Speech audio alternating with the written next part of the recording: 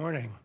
I hadn't realized that the kind of catchword summary of this meeting for 2 days is evolution, revolution. Revolution. Thank you for your attention.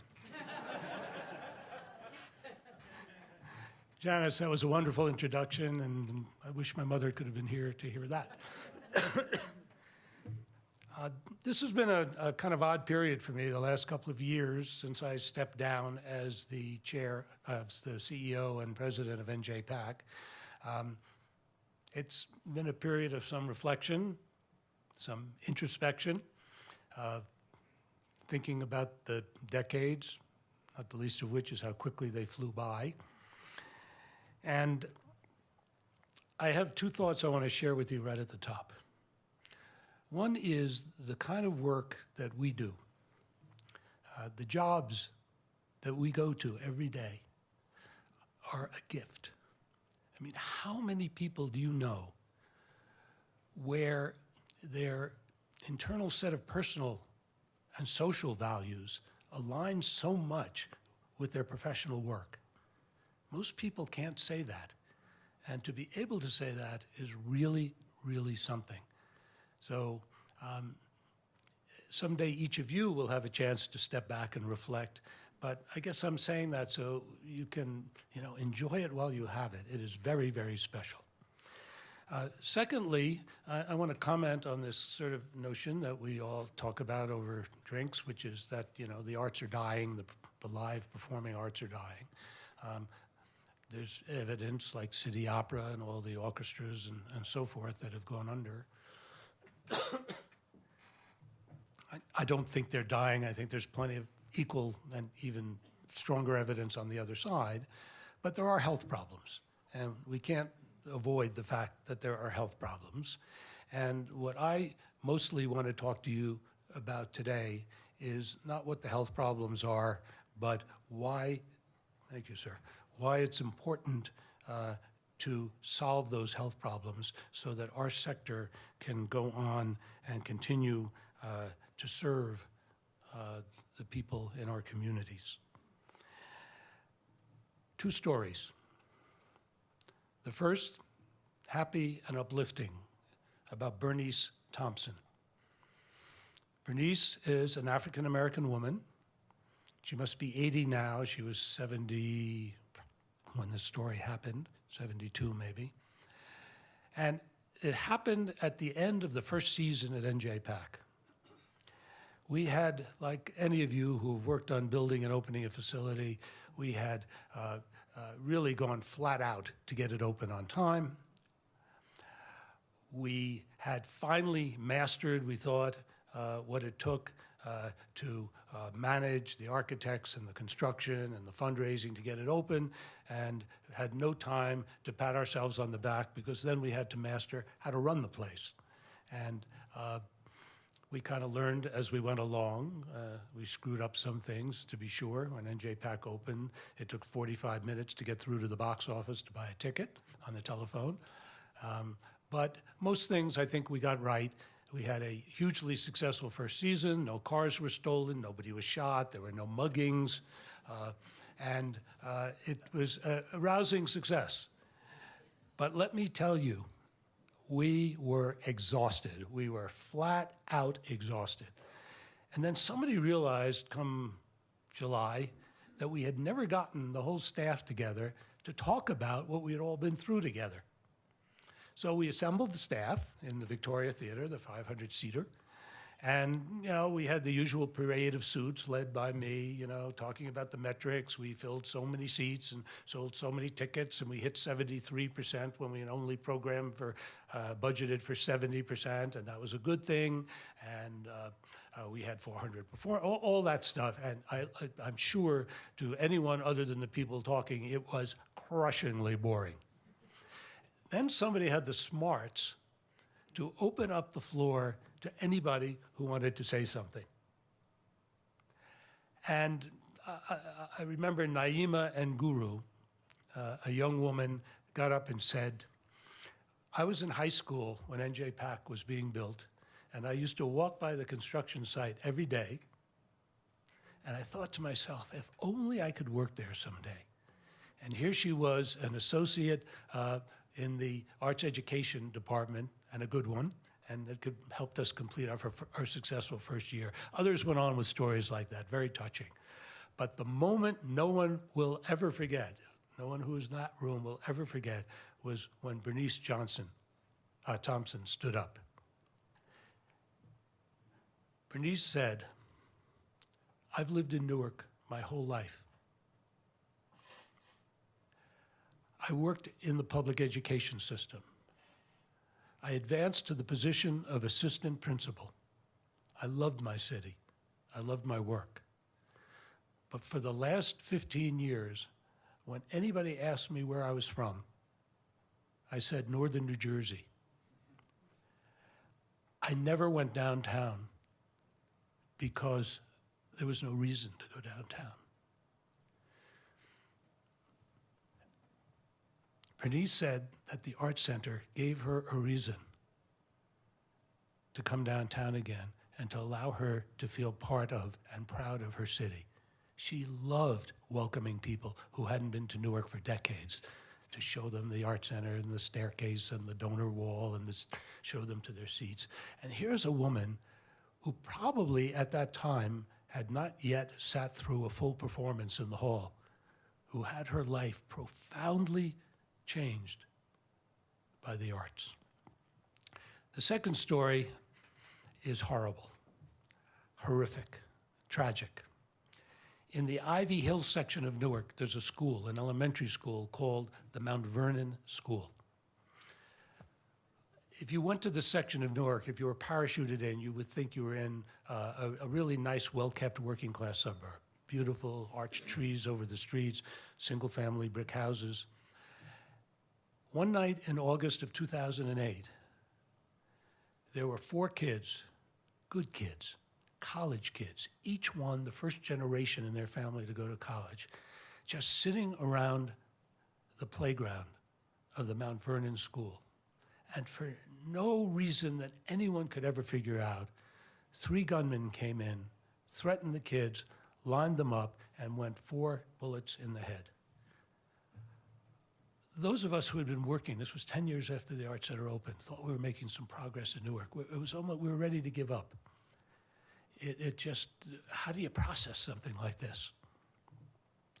One girl, by the way, somehow miraculously survived and identified the shooters, and they were all found and arrested.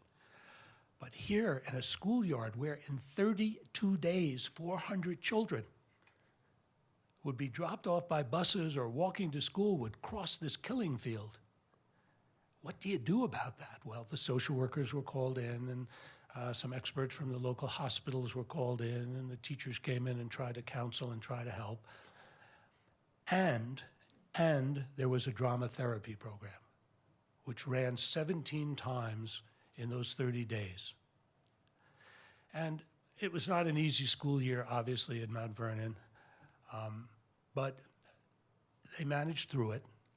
And the drama therapy program was, I think, generally accepted as being the most effective single thing to get those kids, those kindergarten through 8th graders, ready for a school year in this setting.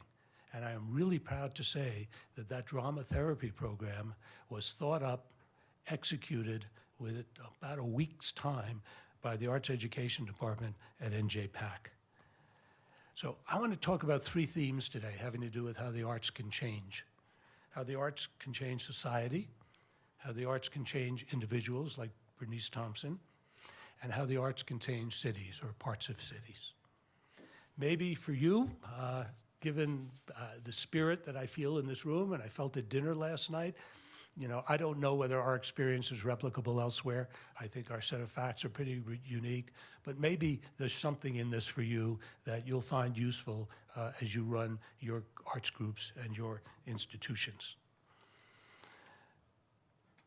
First, arts and society, and I'm going to define that for the moment as race. You know, now that I'm no longer responsible for an institution, I can call it much more like I see it. The polite word these days is diversity, maybe the euphemism, and I do get that diversity means more than race, but what I'm talking about right now is race.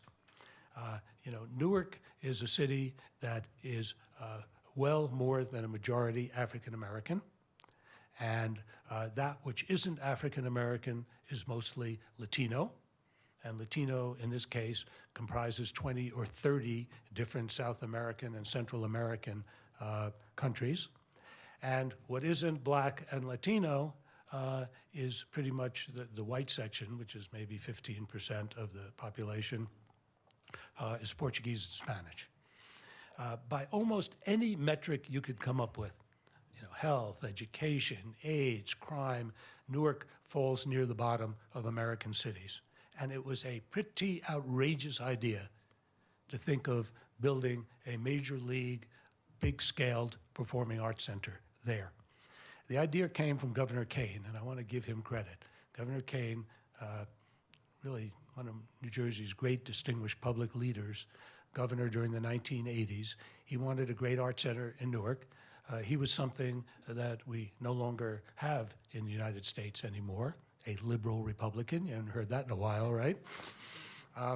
And he was determined that this art center was going to be built in a city that in 1967 had a race riot, which I think is more accurately described as a police and National Guard riot, because they're the ones who did the shooting, by and large, in which 23 people were killed. And since 1967, the word Newark and the word race riot had been kind of hardwired to each other. So it was pretty bloody outrageous to think of building this art center in Newark. When I came over from Carnegie Hall as the first employee to try to figure this out, two things were clear to me. The first, which is a little off subject, so I'll just mention it, was that there better not be a financial scandal. This may be a stretch for some of you, but once in a while, New Jersey has had these kind of problems. But the other relevant to this is we had to get this racial thing right. It could have really fatally torpedoed the effort if we didn't get it right. And let me tell you, I think de Tocqueville said this in the 1830s, and it's true today, race is still the great unresolved issue of American society. And we were facing this weird double criticism. The suburbanites, read white mostly, were saying, we love the idea, Governor Kane, of having a great Lincoln Center or, Philadelphia Academy of Music in New Jersey. But if you think anyone's going to go to Newark, you're nuts. And the people in Newark were saying, this is another suburban ripoff. What the hell does this have to do with us? This is for the suburbanites. As I was doing research for the book I'm working on, I found a quote that I had forgotten I said to the Wall Street Journal around the time of the opening, saying, at first I was worried the suburbanites wouldn't come, and then I was worried that only the suburbanites would come. So this dual problem had to be solved, and the key to solving it was thinking that this art center, from every possible perspective, couldn't just be in Newark, it had to be of Newark. We had strategies upon strategies to affect that result. From the choice of the plan, allowing the streets of Newark to run right through the art center, not building a campus, not building a fortress, not letting the architecture submit to feelings of paranoia and racism, as everything that had been built in Newark since the riots did. Bunkers, fortresses. Look at this, it's glass, it's transparent. Look at the materials, they're not marble, it's not limestone. It's ordinary brick and steel and glass, just like the rest of Newark. Look at it glowing from the inside out.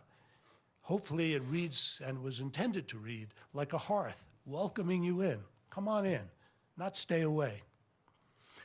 The strategies included how we staffed the Art Center. The strategies included how we did the construction. We created 1,000 construction jobs with the strongest affirmative action program ever in the state of New Jersey and possibly ever in the United States. And I will tell you, everybody brags about affirmative action. Everybody says they have controls on their construction. Not unless you enforce it does it mean anything. We hired someone who taught us how to enforce it, and the key was very simple. You had to make clear to the 46 subcontractors that not meeting their numbers on affirmative action had the same level of infraction that not meeting their schedule or not meeting their budget had. And if they weren't going to meet their numbers, off the job. And we actually threw one off the job, and it set a great example for the others. Strategies in hiring staff, not just the security guards, but right up through the vice presidents. I'm really proud to say we studied this every year at the Art Center, and we always had 150, 170 employees. 55% every year were other than Caucasian. The stage labor, big jobs in the US, highly unionized. There was not one single non-white member of the union in New Jersey. We said to the union, you either integrate or we're going to go elsewhere to run our house. It was the biggest bluff ever because where else are you going to go? But to their credit, they got it and they integrated, and we measured the number of hours worked each year in backstage to make sure that they divided up roughly 50-50. The programming, obviously, we put things on our stages that appeal to everyone. And I now want to talk about the results. But first I want to say, and this is important, this kind of sums up the strategy. People would come up to me, as you could imagine, and say, oh, I get it, Larry. If you build it, they will come. And I wanted to punch those people in the nose. It's if you build it and do 100 other things right, maybe they'll come. Well, we did some things right. We very much wanted to see our art center not just as what happened inside the walls, but what happened outside. We invented something called Sounds of the City, which is free music on Thursday nights out in the plaza. That's what it looked like. It started out a few hundred people came. This past summer, we would get up to 5,000 people. And let me tell you, this scared the hell out of the city officials. In the first few years, they put plainclothes cops in the crowd. You had to be a moron not to figure out who the plainclothesmen were. But they were there because this was Riot City. And they felt if you had, more than, 30 or 40 or 50 people, particularly if there were black people, gathering in one place, you would better have the riot squad around the corner. Well, it turned out very differently. It turned out to be an urban love fest. We bought a dance floor. We put 3 bands. We didn't make any money on this, but it didn't cost that much money to do. And it gave us, such a reputation within the community. It began to put meat on the bones of what we were saying. The words weren't enough. This is what it looked like at 9 o'clock on a Thursday night. Then a member of our staff, interestingly, one of the few Republicans on our staff, came up with the idea that we should invite the community in for President Obama's first inauguration. There were no tickets sold. The price of admission was that you had to bring some canned or boxed food for the community food bank. If you did that, you were let in. And I would say we had the greatest artists in the world on our stages, as you do. I don't think there was ever a night or day, in this case, in Prudential Hall, where I was more moved or more thrilled than I was at this moment. This is the first time that President and Michelle Obama appeared at the inauguration. And the shout that went up in that hall was something that I will never, ever forget, nor the expressions on the faces of the people. If that woman there looks like she was crying, she was, and so were hundreds of other people. It was just an absolutely fantastic moment in the history. Our work paid off. We studied our audience. 27% of our audience, of the several hundred thousand people who buy tickets every year at the Art Center, several hundred thousand of the audience 27% of the audience other than Caucasian. But there were other unanticipated examples, and maybe this is something you guys can use in your work. Never occurred to us this was going to help the fundraising so much. The big donors, particularly the big individual donors, who could care less about acoustics and ballet, really wanted to do something to help Newark. And many of them really had in their hearts this notion that American society could be better, that we could bring people together in one safe place where everyone was accepted. And I believe, and I know this is not scientific, I believe something like 65% of the almost $500 million we've raised over time came not from people who care that much about the arts, but people who care about their community and their society, or who had graduated from Newark, their parents or grandparents lived there, they went to law school or medical school. So, you know, what turned out to be the right thing to do, almost accidentally, turned out also to be the smart thing to do. Okay, I want to now move on to the question of the impact of the arts on individuals, and I want you to allow me a rant for a minute. I think we are in the age of the great tune-out. And I think the great tune-out is one of the negative examples of something that has generally been positive, but that's been, you know, the internet and handheld devices and iPods and iPads and so forth. And I'm not a Luddite. I have all that stuff myself. I use an iPod when I go running. I use an iPad when I want to read the New York Times on a plane. But I have the sense that there is a line here between utility and addiction that has been crossed. When I was running NJPAC and I had the right as the CEO to do this, I just simply disallowed these devices at meetings. But all of you are heads of something. You know, it's probably occurred to you, like it occurred to me, that when you get home, you're not the CEO. And your kids and your family and your siblings and so forth, if you walk into the den and there are 4 of them there, not talking to each other, but doing this, there's not much you can do about it. Well, you know, to me, a lot of what happens in this way is not real human intercourse or communications. It is faux communications. It's a veneer of communications. It is dehumanizing.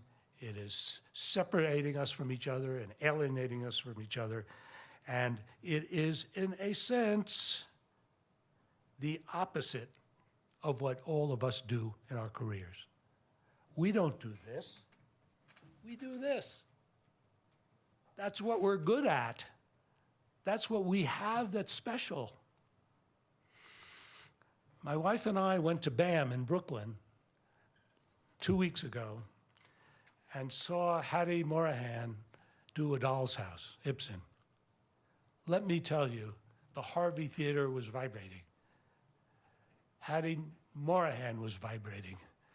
When we left the theater, the audience was vibrating.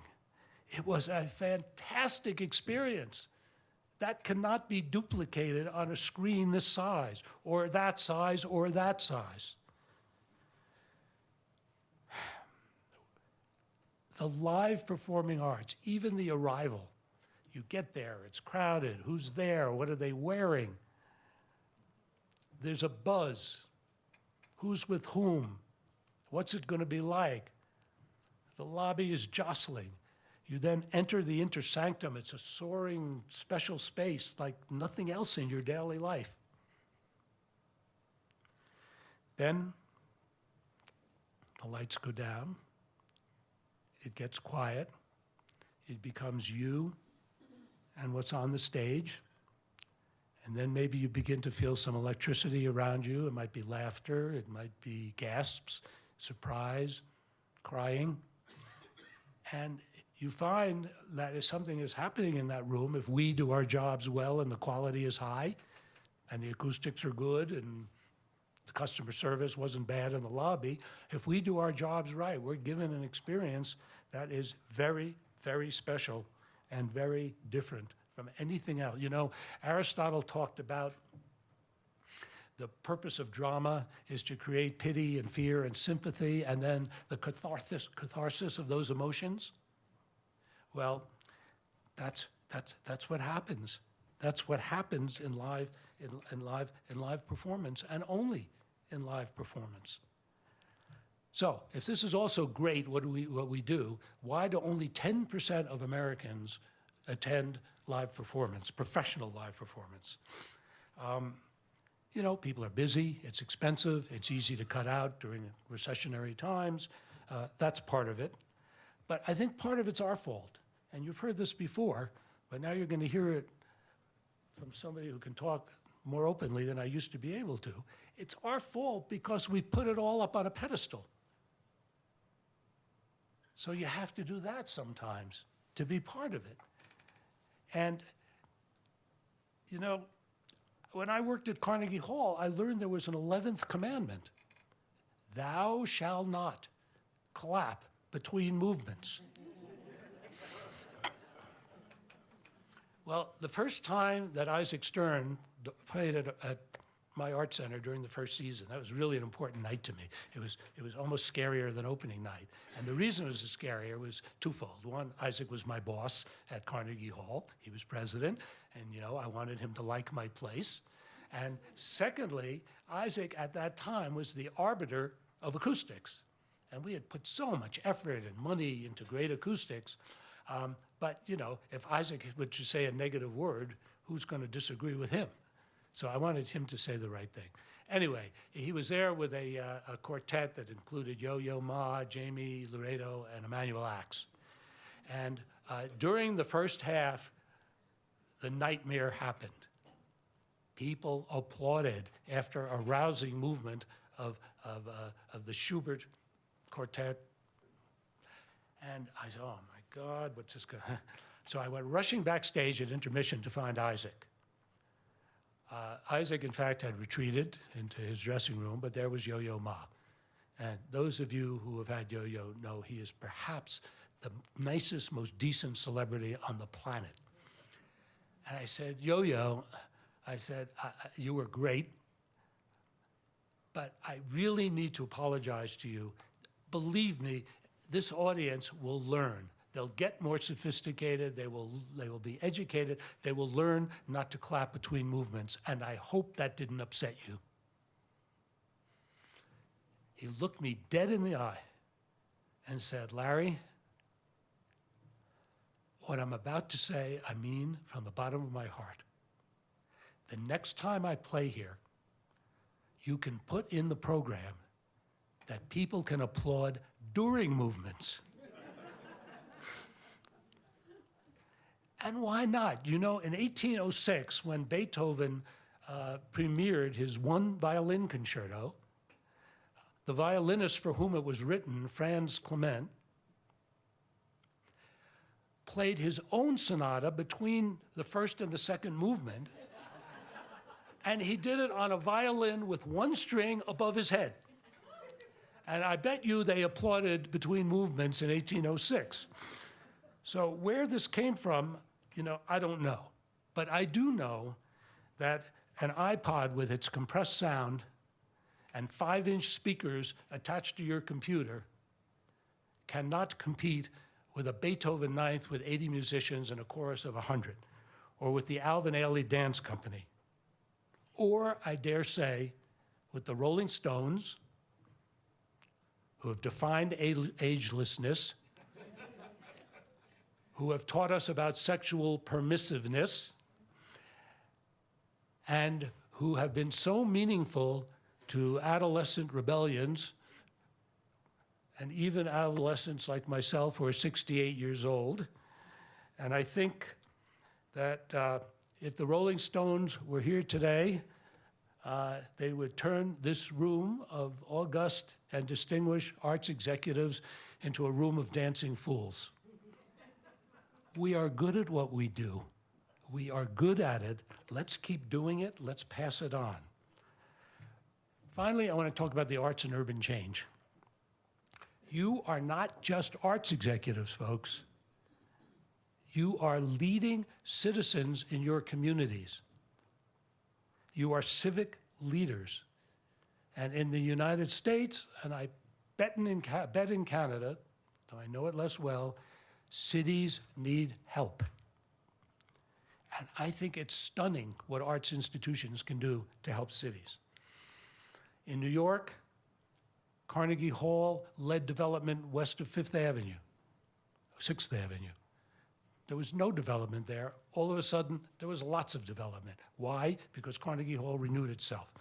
Lincoln Center changed the whole landscape between the Upper West Side and Midtown. The Apollo Theater has rekindled development and the repopulation and the second renaissance of Harlem on 125th Street. The South Bank Center in London, the Sydney Opera House, Cleveland, Pittsburgh, and here, the Stratford Festival. Here, the Shaw Festival, what it's done for Niagara-on-the-Lake. It defines the town. And what Janice is doing in Toronto at the Illuminato Festival, which is beginning to be big time, a signature event defining Toronto. Are the arts a stimulus in cities? I'd say they're an urban steroid. And in some cases, the art centers themselves, the museums, become the urban planners and developers. Why? They do this because it's good money. Art centers bring value to the land around them. The economists say they should then benefit by capturing the externalities. I mean, look what happened at Lincoln Center. Lincoln Center didn't buy the land around it, and all the public and philanthropic investment in Lincoln Center, the real estate value that came with that was realized by private landowners and private developers. So one reason is money. A second reason is you get to control your immediate environment. That's not an easy thing to do in a city. And if you become the planner of the area around you, you can kind of set the context in which you're going to live physically. And the third, maybe the most important, and they found this in Cleveland and Pittsburgh and certainly in Newark, is there is a huge planning and development vacuum into which these institutions, if properly organized and staffed, can step and be useful for the future of the city.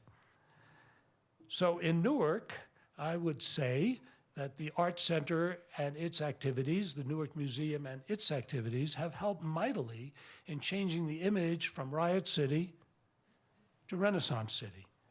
I just want to show you quickly some of the things we're doing. One thing we did, that's the Art Center.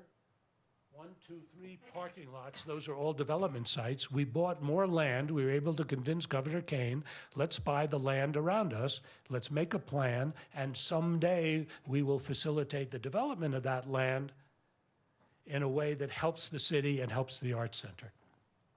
And where you see the red line is where our first project is going.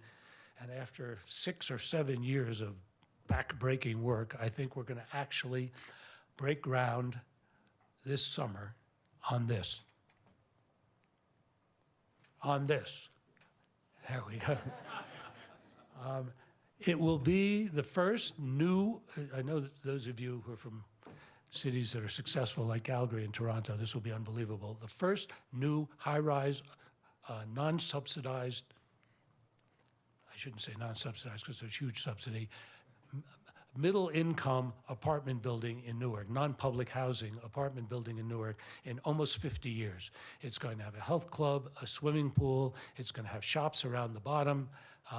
10% of the apartments will be affordable apartments, hopefully reserved for artists, if we can figure out how not to discriminate against other people who are deserving of those apartments. And what it is intended to do at ground level is begin to create an ensemble of buildings and restaurants and shops and cafes around Theater Square to kind of be the Piazza Navona or the Place des Vosges of Newark. And I would also say that this ambition was at the heart of our mission. You know, we had the same mission points as all of you had about excellence in the arts and lifelong learning and children and so forth. But we had two extra mission points that were right up at the top. One was to be a place for diverse populations, diverse communities, and the second was to be an engine for the planning and redevelopment of Newark.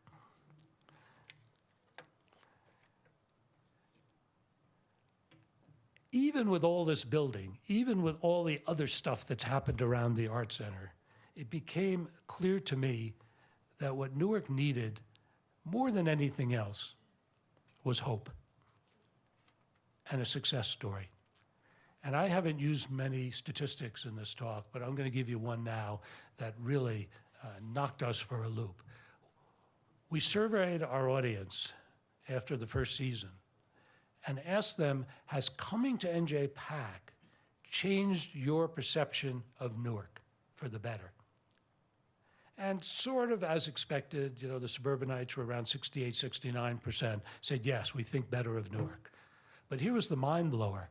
73% of Newarkers answered that they thought better of their communities. So if you can make your facilities and your groups for these folks, it makes them feel better about their community, about themselves. 30 years after the riots is when NJPAC opened. And the image and the reality are changing, and they're changing significantly. So we've talked about arts affecting society, mostly diversity and bringing diverse groups together, how it can be transformative for individuals. That's nothing new to any of you, and urban revivification. Hopefully some of this is useful to you. I want to end on a personal note. Myself, my generation, many of you were shaped by the 1960s. To me, the civil rights movement was a really important part of my coming of age, as was the war in Vietnam, the student-led protests against the war in Vietnam, which were successful. And by the way, I still thank Canada every time I think of Canada. I didn't come personally, but my friends did, many of them. I was shaped by the sexual revolution, the feminist revolution, rock and roll, all the things that you were shaped by. And like all of you, you bring, you know, I brought all this experience to my work. And I got to, as I said at the beginning, express these values in my work. That's the real privilege. What we need to do is to pass this on to all those text messengers. We need, you know, we don't need to be diffident about what we do. We need to be proud. We need to shout it from the mountaintops right out here in Banff. We are good at it. Nobody else creates live performance the way we do. Nobody else has that potential. We need to tell our successors that the arts can create community, they can contribute to civil society, and they can restore our common humanity in a world that really needs some healing. Thank you.